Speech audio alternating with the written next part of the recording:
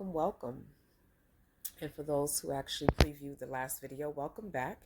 It's your girl Starfire here at Starfire's Seated Share.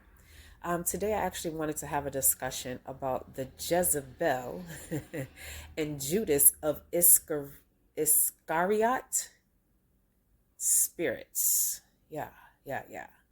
Um, I'm not going to quote the Bible. I've actually not studied it to the point where I can quote it, per verse in all the scriptures and all of that stuff. However, I wanted to talk about this because of my experiences. Prior to what you guys have come to know about me today, I've always considered a Jezebel spirit as solely just a woman who gave the impression of one thing but kind of cried wolf, so to speak.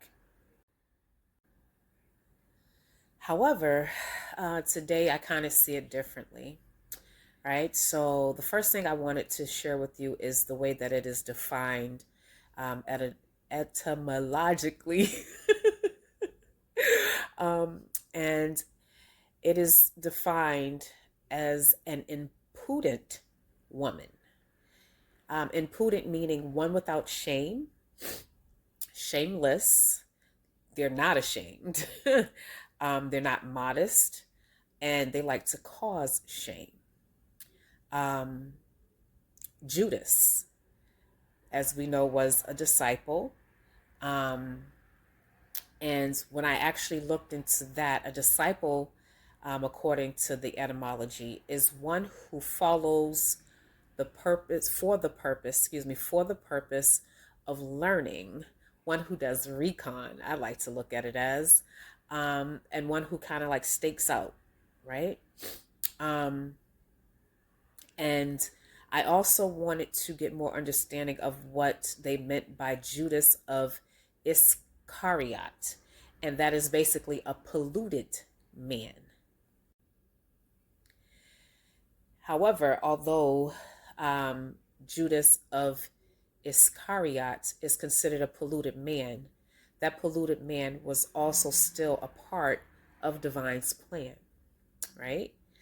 I did go more into some things as far as defining these two attributes, these two characters.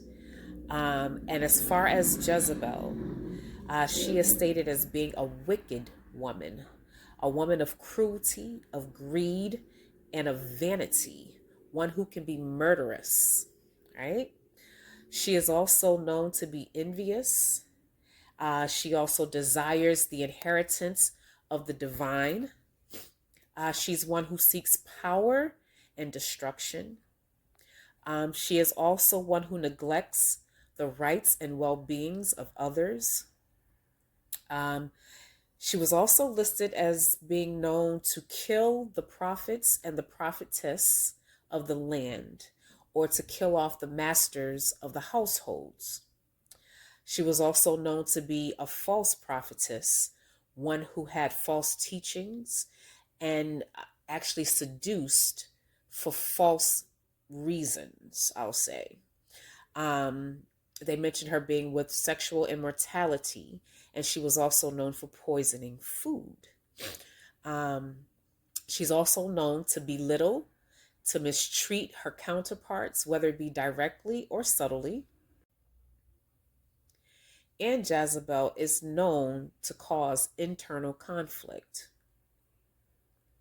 Now, as far as Judas, what I found was not only was he a betrayer, but he was considered to be a malicious traitor, known for accusations and allegations to authorities, also known as being the example of the dangers and consequences for touching the anointed.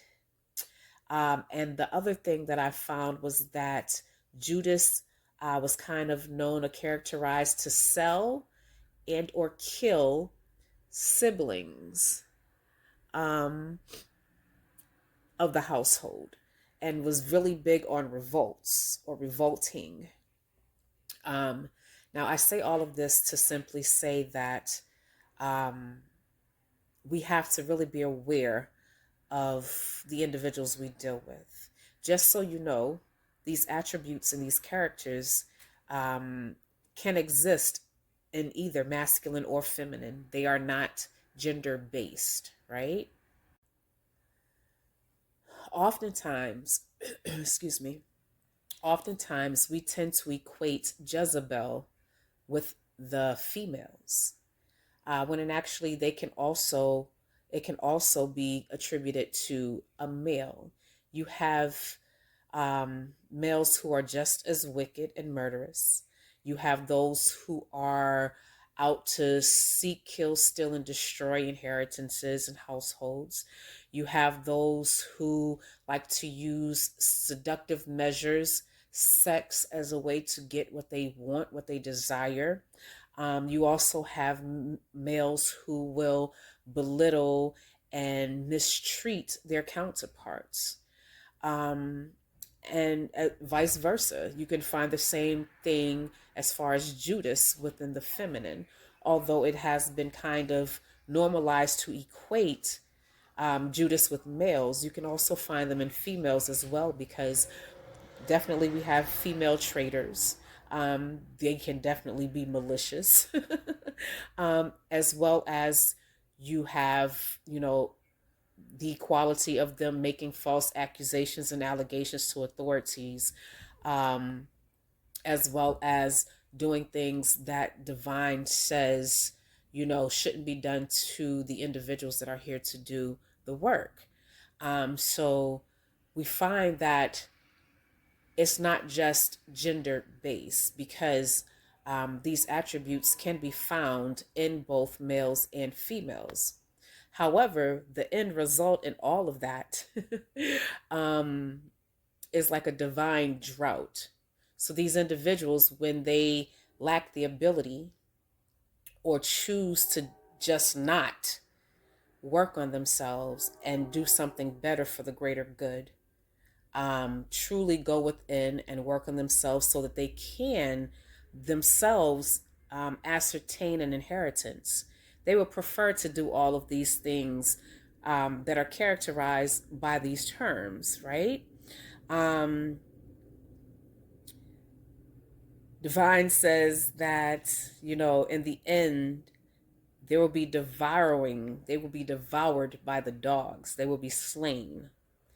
Them and all of their successors.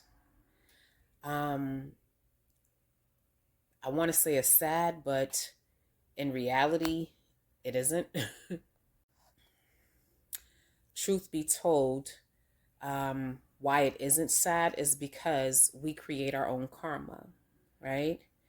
You don't get to rob, steal, kill, and destroy, take from the next person, belittle the next person, mistreat the next person, lie on the next person, and then think that you can cry about a thing that you initiated or that you were the antagonist in, and cry to weasel your way out of it, right? It's not fair to the rest of those who exist on this realm or who come here for an experience on this realm, and they choose to be right, to do right, to fly right. Um, so in the end, it's not really sad. Um, and I feel that, just, an end note, because I just wanted to make this quick video. An end note, the best way to deal with them is to just be silent. Be silent. Ignore them. Don't say nothing to them. If you have to engage, if you have to respond, don't respond in a negative emotion, right? I'm just getting the gist of a lot of things. I'm kind of getting like a memory recall, if you will, and sitting and listening to the other beings that are in the spiritual community. Don't engage, don't respond, right? Silence is best, because that will drive their asses crazy. And if you have to, limit your engagement. And as opposed to getting kind of hyped up in your emotions or wanting to um, express a negative emotion. Don't do that. Keep it as subtle and as calm as you can be. Make it brief and keep it moving. Real simple. I just wanted to share that with you guys. That's my second video. I'm hoping you guys like it, and I'll see you in the next one.